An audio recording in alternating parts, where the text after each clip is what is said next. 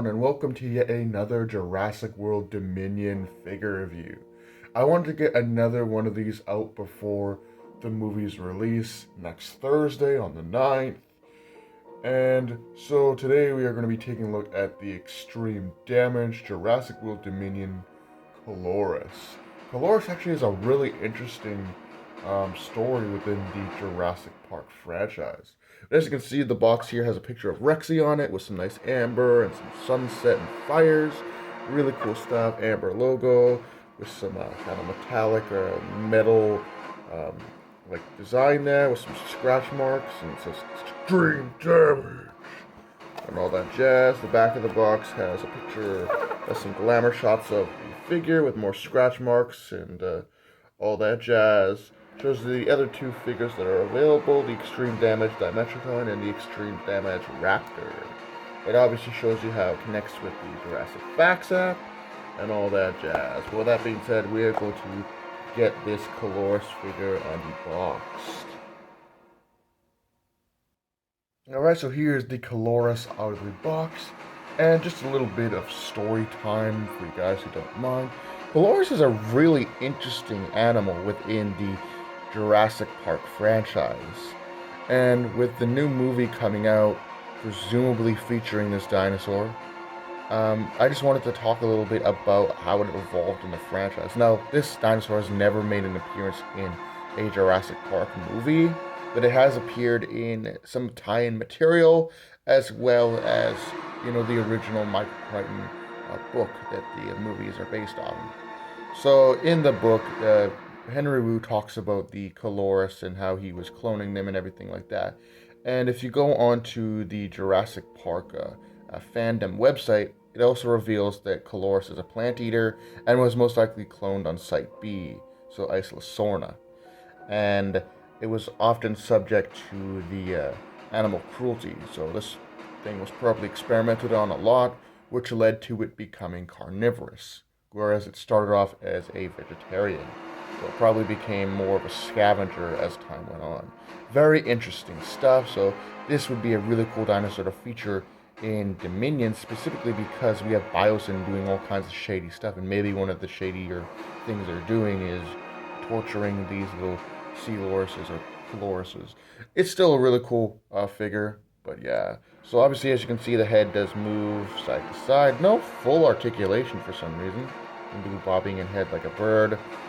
His arms move out like this, and they move out like that. But pretty cool nonetheless. His legs do move back and forth, and he does have a rotation at the tail. Pretty cool, but the scale work on this is just great. Like, all of these new Dominion figures have just such good detail. I'm sure, I can't wait to see the Jurassic Park compound do a repaint of this, because he really brings out all of these details, and there are a lot on this figure. I also like the kind of design, keeping with Dominion's kind of more accurate dinosaurs that feature like feathers. You can see he's got like a big set of cool like feathers on the back of his head. It's really cool. His mouth does open up, but I can't seem to pry it open, and I don't want to force it because I don't want to break it. But he does have moving mouths. He does have some scales, like spiky scales running down his back. But yeah, pretty cool. And obviously he does have the battle damage feature, because a lot of these new figures do. That's a lot of damage! And then change it back and do that. But yeah, pretty cool. It's a really nice figure. I like how the big scales at the top, and he's got like the feathers on the top of the head, and on the bottom you transition to like smooth skin. There's so many different textures on this figure, and Mattel have done a great job at doing that. This feels like if they had a proper paint job, like they put a more realistic paint job and put a lot more effort into this, they could have probably made a more realistic dinosaur, which is again why I'm really excited to see the Jurassic Park podcast really tackle this figure. But anyway, time for some size comparisons.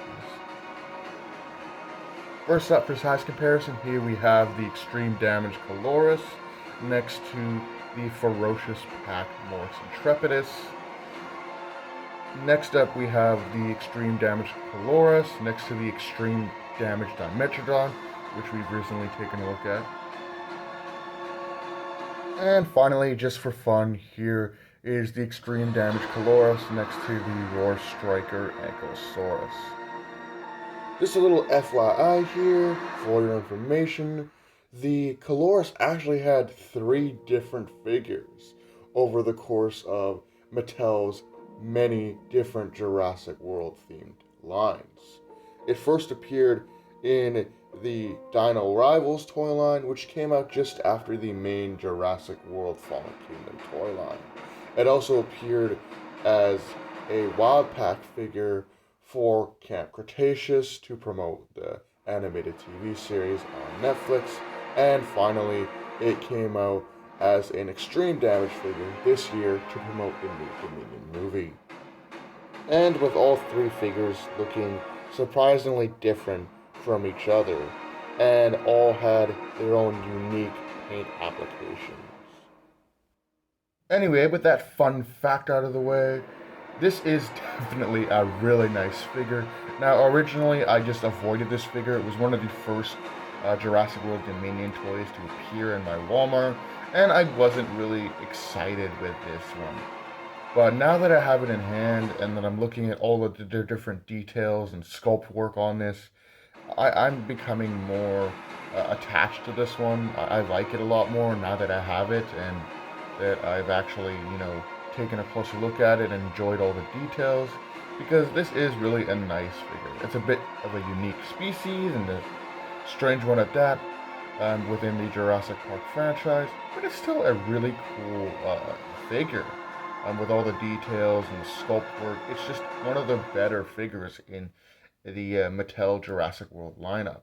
With that being said, hope you guys enjoyed. Do take care, and I'll see you guys in the next video.